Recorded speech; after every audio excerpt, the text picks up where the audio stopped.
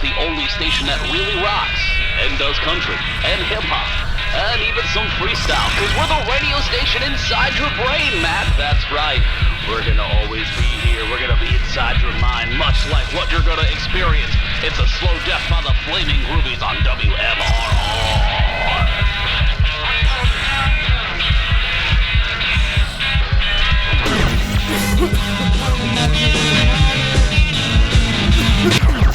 Note to self and note to everybody in the room, don't ever say hi to Gallagher.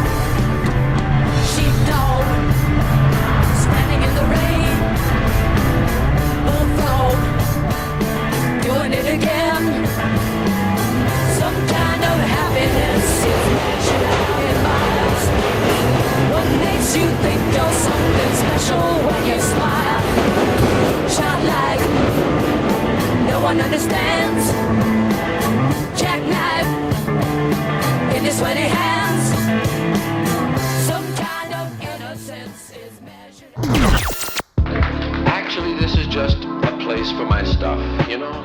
That's all, a little place for my stuff. If you didn't have so much stuff, you wouldn't need a house.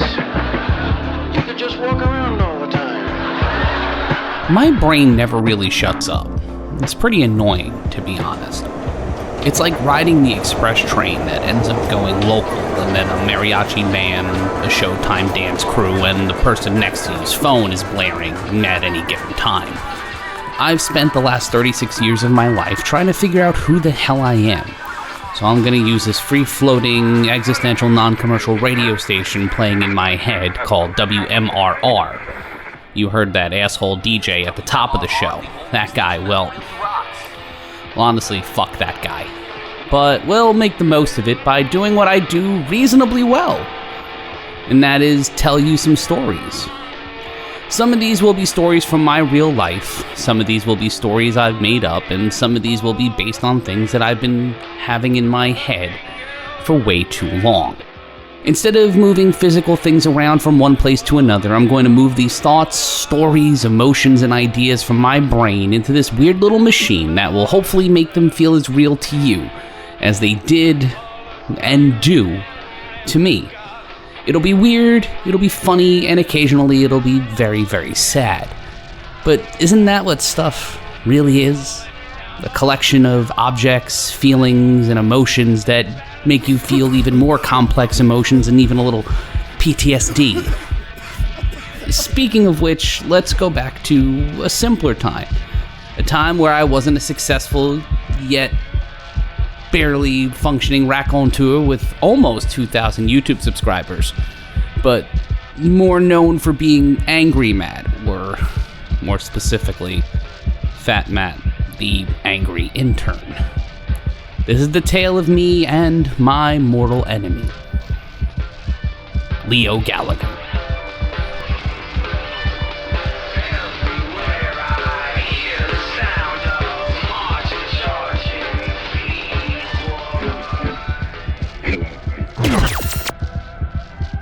Forgiveness is a motherfucker, especially when the person is dead.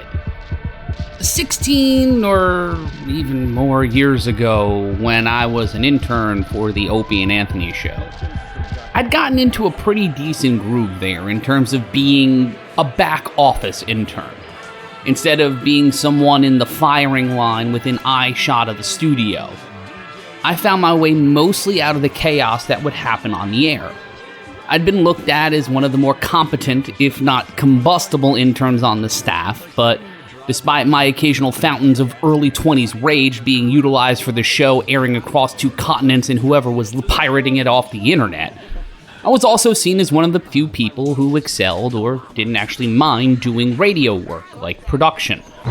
Hey, Sam. Yes, Eric? Want to go out to the bar and meet some chicks? No. Want to oil up? Try on some singlets and wrestle? No, weirdo. Want to have a beach party with a bunch of naked, coked-up strippers playing volleyball and diddling one another? Sure. Wait a minute. What would management say? Management says no. Staging a public event of this magnitude involving exotic dancers and illegal substances would alert the authorities and cause a rift with the community. Fucking assholes! With What Would Management Say, the home version, you can enjoy the injection of milquetoast opinions into your evening of shenanigans. What better way to fuck up a night of hijinks than finding out what some boring asshole in a suit has to say about a concept that he couldn't have possibly come up with on his own? Fuck this game! Fuck it! Take it back! You can't! Once you purchase What Would Management Say, the home version, you're locked into a binding, exclusive 12-month-long contract that prohibits you from playing any other games except this one under the penalty of litigation. Fuck this. Order today. There was a majority of us who loved radio and wanted to work there, but it was the Opie and Anthony show, so we had an 80-20 mix to hard workers and oddballs. In my almost 2 years with the show, that would mix depending on the day, season, or what guests were in that day. Being someone who just wanted to do production pieces and avoid being the one who got the producer's breakfast orders, which was the most monotonous and ADHD triggering of all intern tasks, I basically hid in the executive producer's office, and then every once in a while, the head of security for the show, Club Soda Kenny, would request me, and I would have to go do something for him or one of the hosts of the show. That song made my asshole itch. Hey everybody, it's One's own Clubby, the disco baller, on the strobe, XM 83, Sirius 81. This song really cracks me up. Just listen and you'll see why. It's Mandu the Dingo and So Makosa for no reason. Oh yeah. Or sometimes run something to another producer. I never really had a bad celebrity interaction.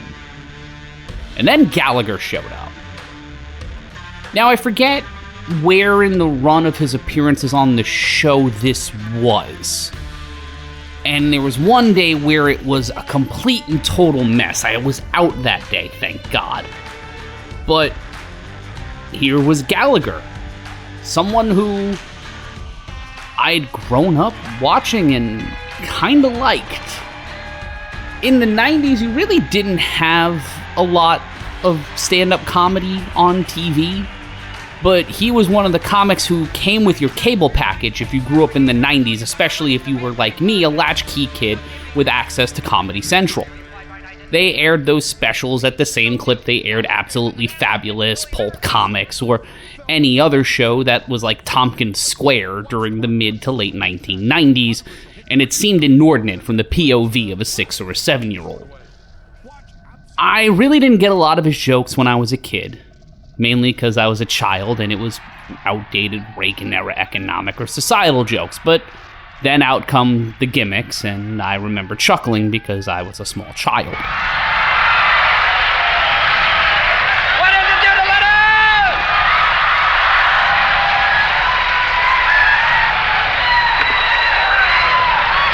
True time! But a decade later, this man was bombing like I would do at nearly every Mike and Bringer show during my attempts at stand-up comedy in the prevailing years. Hi, everyone. Hello. How are we doing tonight? How many of you are already in the bag? Just want to know so I can get out front. Shut up, sir. Tomorrow's Halloween. But it wasn't the happy to be here, please like me energy that I was exuding while talking about people dressed as slutty Muppets or whatever hack stuff I was conceiving in my notes app. It was the resolute, fuck you, I'm funny, and you're wrong type of going down with the ship that we've seen on countless podcasts ever since, including his appearance on What the Fuck with Mark Maron. I was just having a conversation. I have more respect for comedy trying to be controversial. I am not. Yes, you are. You're just arguing with me. I have 30 years of experience. Well, then tell me about comedy. I just think that show business is show business. Well, then just, why don't you do the interview and tell people your opinion? We were having a good conversation. Oh, come on, Gallagher. He was throwing everything he could at the collection of humans in the studio, but good god damn, he was not getting anything over. It was uncomfortable. Being uncomfortable at the Opie and Anthony show was not a new feeling, especially for us interns, as in my first 2 months there, Opie and Anthony had a massive blowout that at some point had Club Soda Kenny going to the executive producer, "This is the end of the show, you know." The show lasted for like another 5 years, but yeah, it was not good. Guess what? And it works both ways. There's things you do I'm not happy with either. Okay, and I'll just keep it at that. I don't really want it to get ugly, but You don't think I know exactly? There's things that I do. I'm not stupid that you don't like. Guess what? It works the other way. Pretty much equally. Pretty much equally. What do you think? I think I'm perfect and that people aren't annoyed with certain things I do? But I'm not going to pick apart and name names like you did. I think that's pretty fucking lame. Trust me, the stuff that they say about me, trust me, there's people that are saying stuff about you. I'll just keep it at that. I know what people say about me. I know what people say about me. I mean, to bring up I don't go to salesmen, I do a lot of bullshit behind the scenes all the fucking time. This felt like watching a veteran pitcher give up 9 runs in an inning and then being blown up in the bullpen cart as some sort of act of mob retribution. At some point during his New York Mets-like self-immolation, there was mercifully a commercial break. Unmercifully for me, I was asked to grab the executive producer a coffee from the break room that had the size and atmosphere of a junior hockey penalty box. Making the 30-second cross-cut between the safe confines of the office and my desk to the coffee room without reprisal from other producers who may want to bust my balls or pull me into something I wanted nothing to do with, especially involving our guest, I found myself alone, making another grown adult coffee at the job that wasn't a job. But I still was expected to do a bunch of tasks. I'm gonna go off on a rant. Interning's a scam. It was. Interning was a scam. It is invaluable, but it was a scam until these kids started getting paid. This is not a line for Clapter. This is just me venting about dealing with all this shit. But in that moment, as the K-Cup, or its off-brand equivalent, I think it was Green Mountain Coffee, this is the stuff that gets burned in your head when you go through trauma. But as soon as that K-Cup, Green Mountain, or whatever, would have hot water rushing through it like a spike hitting a fresh vein, a voice cut through the coffin-sized coffee clutch, like a blade. That was funny, right? And there he was. That same guy I saw on my TV screen 10, 15 years prior as a latchkey kid waiting for my mom to get home from work during the summer. There he was, looking like a sad old man, adorned in a leather tour jacket that looked much like the old 8-ball style jackets from the 80s and 90s. Gallagher was standing now, in the doorway. My only path between this uncomfortable interaction and freedom, leaving me with only 3 real options. Option 1, placate the person clearly going through an emotional meltdown and get the fuck out of there as quickly as possible. Option 2, find a way to act like you have no idea what's going on and try to save any sense of face. And option 3, throw the scalding hot coffee in his face, yell Baba Booey, and never return to polite society again. Of all these options, nearly 20 years later, fuck, that hurts to say, but nearly 20 years later, I'd go with option 3 if given the chance again.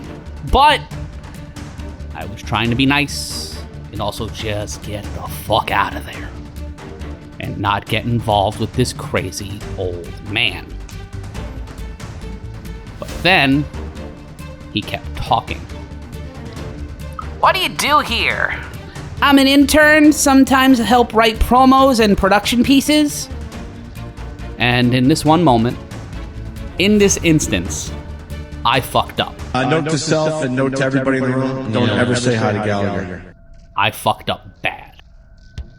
Not only because this angry, jingoistic racist who wanted to justify his hack act to me, but I just wanted to go back to my desk and edit audio or write a very bad script in peace. And then the conversation ended. I went back to my desk. And he went back on the air. Because now, he has an ally. An unwilling ally. For certain. But accidentally an ally. One of your writers. He actually said that. That bald, Sledge-O-Matic fraud actually said that. That I'ma hire my brother to fuck over carrot top ass motherfucker actually said that. And then immediately, as if a Pavlovian bell rang in the distance, Sam Roberts, with that Cheshire cat fucking grin of his, affixes me for bus tires and throws me right in the center of the road. Oh, I know who he's talking about. And in that moment, I could have either gone down the hall and argued with everyone in that room, or I could have just let that shit slide. Now, I let it slide. And honestly, I think it was the better move for someone who was not prepared to battle in that room. And I was at an age where I could barely rent a car, let alone articulate myself convincingly without a massive amount of flop, sweat, and anxiety. And I don't look good in most costumes. Most of the girls I date around Halloween just throw a sheet over my head, go fuck their best friend in the lobby, and then I just go home. But now, as a fully fledged adult, I can honestly say that Gallagher was a sad, bitter, shameful man who ruined whatever legacy he had, trying to scold the world that passed him by and never took him as seriously as he felt he should have been taken. He's compared himself to George Carlin, but Carlin never punched down. Carlin never had to throw people under the bus to be funny or stand tall in an argument, and he never had to swing a fucking sledgehammer. I said forgiveness is a motherfucker, and there's a part of me now as a fully grown adult who has this story to tell at parties and in front of people for money and on this podcast. I guess I can forgive him a little bit, especially since I had the propensity and still have the propensity to be a loud asshole from time to time. But then again, he was shitty to a kid that was just trying to be nice to him and use me as a prop in his battle against bombing and the fading sunset of his career. So fuck Gallagher.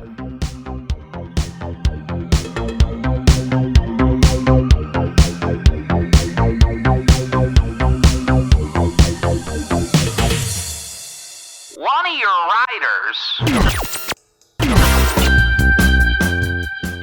Well, alright, I hope that was as therapeutic for you as it was for me, because good lord did that feel, I don't know, cathartic?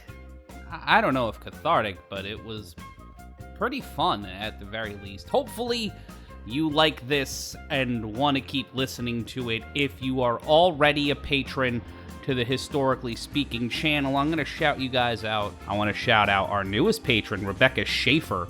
She just joined up to the Historically Producing platform just before the start of this week.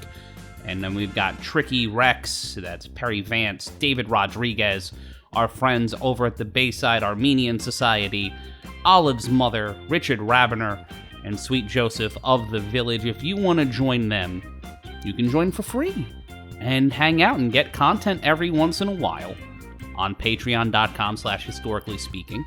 And if you want to give us $5, if you want to give us $2, you can do that as well, and you will get every episode of this podcast and everything else that I work on that is exclusive or starts to be exclusive right here on Patreon. So for me, the writer, voiceover artist, and producer of this show, and also sound designer, I want to say thank you. This has been a place for my stuff. If you can help move that box over there in the corner before you head out, that would be great.